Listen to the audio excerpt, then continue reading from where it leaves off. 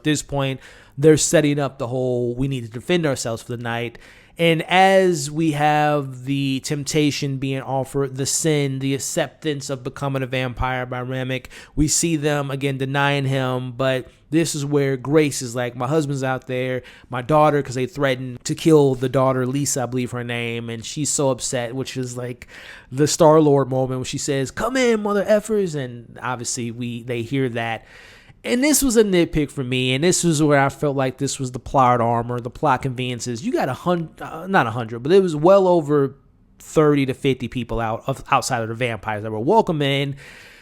They have their steaks, they have their garlic, and also, too, even before that scene, there was the whole who's a vampire amongst the living, and that moment was kind of silly because, like, none of y'all got bit, even though I know they saw the guy on the floor, but that was kind of a silly moment to me. It didn't take me out, but I thought it was just silly. Like, clearly none of you all were bit.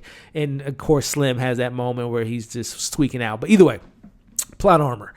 They're running in full steam. And they're shooting them, stabbing them. Mind you, these are vampires. There's a lot of chaos going on. You telling me they're able... This is a nitpick. This isn't a big criticism, but it did kind of bother me because everything's so tight, so put together, so well executed. That moment to me was like... Obviously, Elliot, we're dealing with supernatural. You have to suspend your disbelief at some point. But again, it's just like, I hear that, but that's just an excuse because the film was so well put together that this is something that stood out to me. Plot armor, conveniences.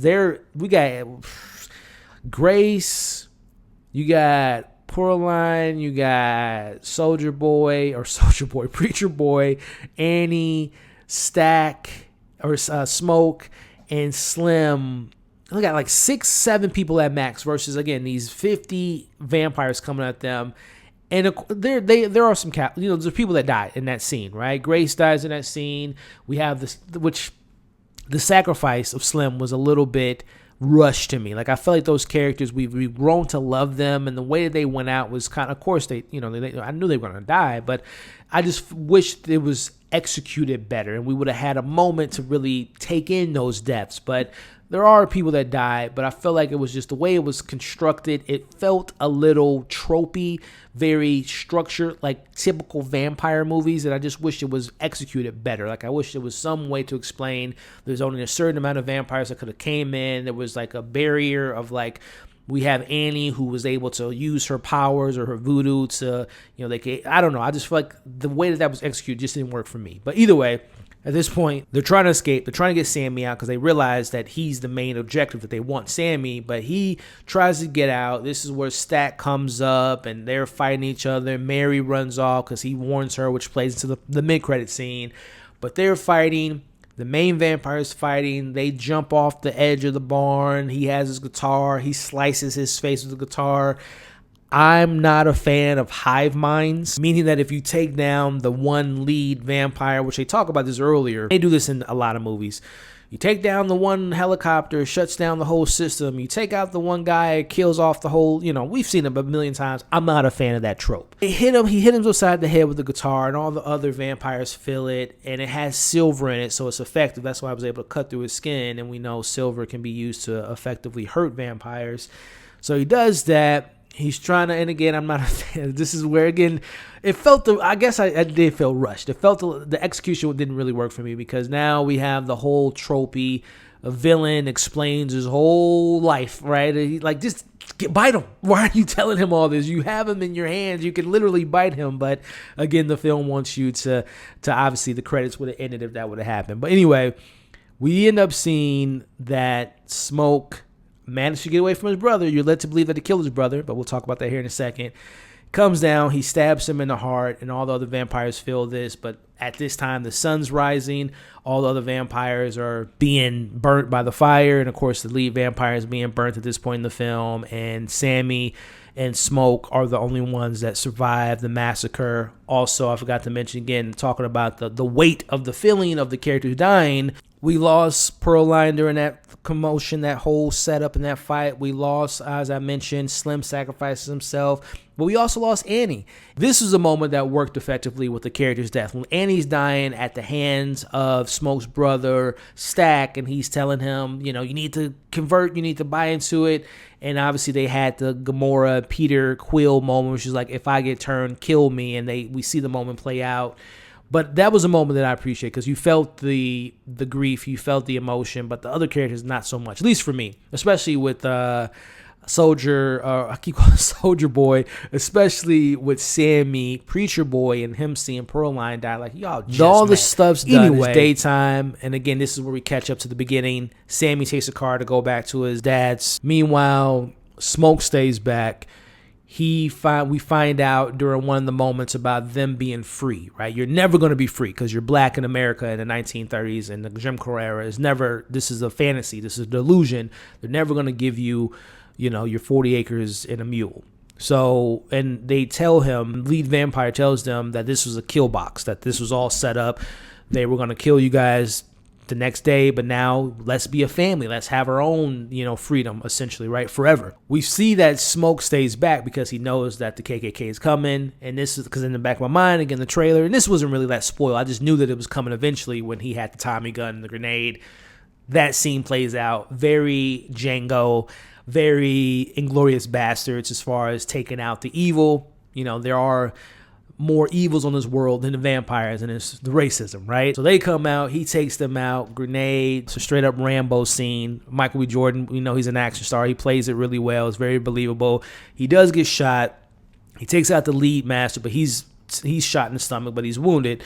But we see a very beautiful scene. Again, Ryan Coogler knows how to handle drama and emotions and payoffs.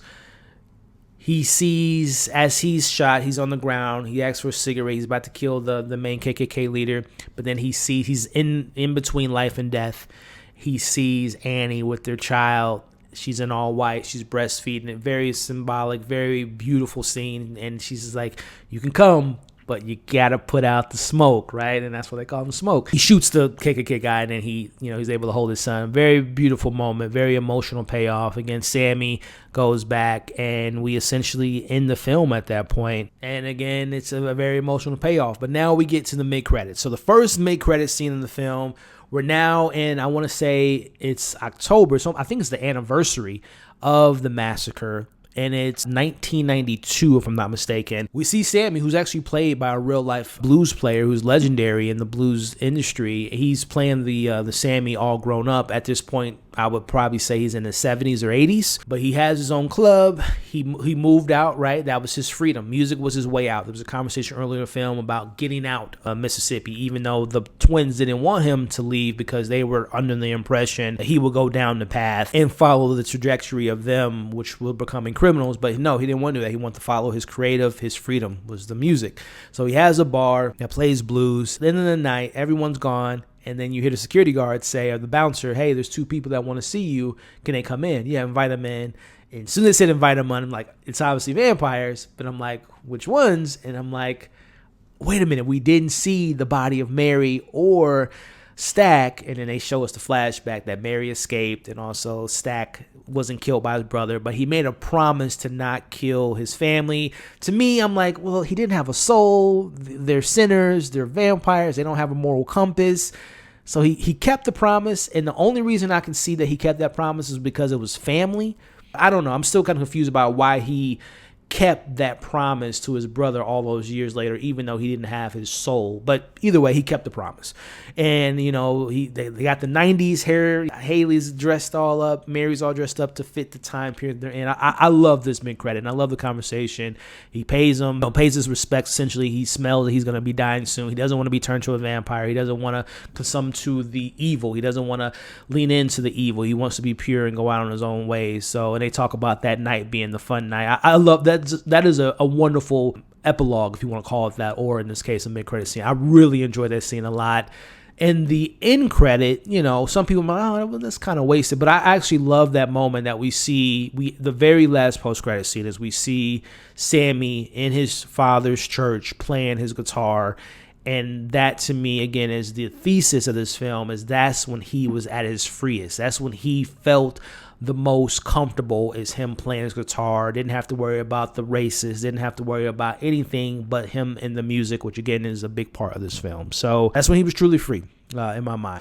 As I said in my normal review, I really enjoyed this film. I plan on seeing it again to maybe, you know, some of my issues or nitpicks might be resolved on a second rewatch.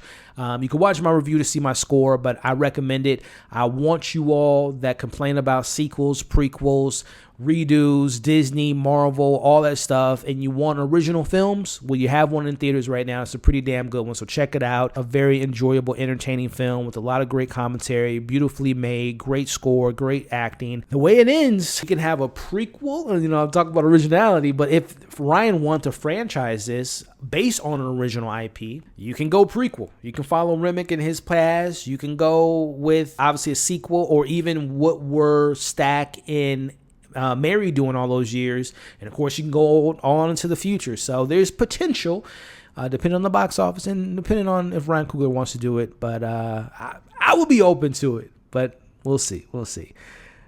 Like, share, comment if you're watching this in video format on YouTube. Subscribe to the channel. Let me know your thoughts in the comments. Follow my podcast. Subscribe to my YouTube channel. Thank you all for watching. Don't forget, you're all awesome. Stay safe, and I'll catch you on the next video.